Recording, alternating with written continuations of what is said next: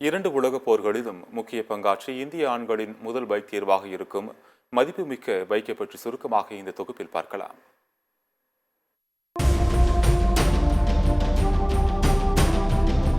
இந்திய பைக் பிரியர்களின் முதல் தேர்வாக தற்போது வரை இருப்பது இந்த ராயல் என்ஃபீல்டு பைக் தான். ஹெல்மெட்டை மாட்டிக்கொண்டு ராயல் என்ஃபீல்டு ஓட்டும் போது தன்னை ராஜாவை போல கருதுபவர்களை பலர். இன்றும் ஆண்களின் மதிப்புமிக்க விருப்பமாக இருக்கும் ராயல் என்ஃபீல்டின் வரலாறு சுவாரஸ்யமானது. 1892 ஆண்டில் இங்கிலாந்தில் ஆல்ஃபர்ட் ஈடி மற்றும் ராபர்ட் வாக்கர் ஸ்மித் ஆகியோரால் EAD மேனுஃபேக்சர் கம்பெனி லிமிடெட் தொடங்கப்பட்டது. ஆரம்பத்தில் ஊசிகளை மட்டுமே தயாரித்து வந்தது.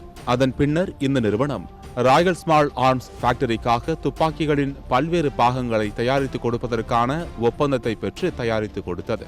இதனைத் தொடர்ந்து நிறுவனத்தின் பெயர் என்ஃபீல்டு உற்பத்தி நிறுவனம் லிமிடெட் என்று பெயர் மாற்றப்பட்டது. ஆனால் மீண்டும் அடுத்த ஆண்டு அவர்களின் சைக்கிள்களுக்கு ராயல் என்ஃபீல்டு என்று மறுபெயரிடப்பட்டு மேட் லைக் எ கன் என்ற வார்த்தை வர்த்தக முத்திரையாக அறிமுகப்படுத்தப்பட்டது. 1893 முதல் 1900 ஆண்டு வரை சைக்கிள்கள், மோட்டார் பொருத்திய குவாட்ரி சைக்கிள்கள், டிரை சைக்கிள்கள் மற்றும் புல்வெட்டும் இயந்திரங்களை மட்டுமே தயாரித்து வந்தன. 1898 ஆண்டு நிறுவனத்தின் முதல் மோட்டார் பொருத்தப்பட்ட வாகனத்தை பாப் வாக்கர் ஸ்மித் வடிவமைத்தார். மேலும் நிறுவனம் அதன் வர்த்தக பெயரை தி என்ஃபீல்டு சைக்கிள் கோ லிமிடெட் என இறுதி செய்தது. 1901 ஆண்டில் மினர்வா நிறுவனம் தயாரித்த மோட்டாரை அதன் மிதிவண்டியில் பொறுத்து தனது முதல் மோட்டார் சைக்கிளை தயாரித்து வெளியிட்டது ராயல் என்ஃபீல்டு நிறுவனம்.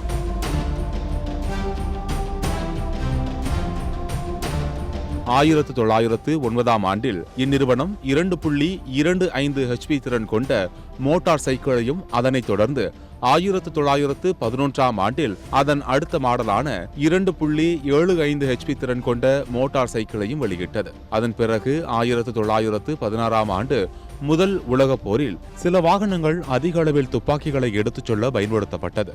பிறகு துப்பாக்கி பொருத்தப்பட்ட மோட்டார் சைக்கிளை என்ஃபீல்டு நிறுவனம் அறிமுகம் செய்து முதல் உலகப் போரில் பெரும் பங்காற்றியது. அதன் பின்னர் 1931 ஆண்டு தான் நிறுவனத்தின் அடையாளமாக தற்போது வரை திகழ்ந்து வரும் புல்லட் அறிமுகமானது. மேலும் இது இரண்டாம் உலகப் போரின் போது முக்கிய பங்கு வகித்தது என்பது குறிப்பிடத்தக்கது. அப்போது என்ஃபீல்டு நிறுவனம் 125 cc, 250 cc, 350 cc ஆகிய பைக்குகளை பிரிட்டிஷ் ராணுவ படைக்கு வழங்கியது. இந்த நிலையில்தான் 1952 ஆண்டு மெட்ராஸ் மோட்டார்ஸ் நிறுவனமும் என்ஃபீல்டு நிறுவனமும் இணைந்து மோட்டார் பைக்குகளை உருவாக்க ஒப்பந்தம் போடப்பட்டது. அதனைத் தொடர்ந்து காவல்துறை மற்றும் ராணுவத்தில் உள்ள அதிகாரிகளுக்கு 350 cc திறன் கொண்ட 800 புல்லட் வகை பைக்கை தயாரித்து வழங்க இந்திய அரசாங்கம் கொடுத்த ஒப்பந்தத்தின் அடிப்படையில் அவை தயாரித்து வழங்கப்பட்டது. அதனைத் தொடர்ந்து 1958 சென்னையில் உள்ள திருவொற்றியூரை தலைமையிடமாக கொண்டு தொடங்கிய ராயல் என்ஃபீல்டு நிறுவனம் தயாரிக்கும் பைக்குகளை இங்கிலாந்து போன்ற ஐரோப்பிய நாடுகளுக்கு மட்டுமின்றி உலகம் முழுவதும் உள்ள பல்வேறு நாடுகளுக்கும் ஏற்றுமதி செய்து வருகின்றது. 1994 ஆண்டு ஐச்சர் நிறுவனம் என்ஃபீல்டு நிறுவனத்தை வாங்கியது.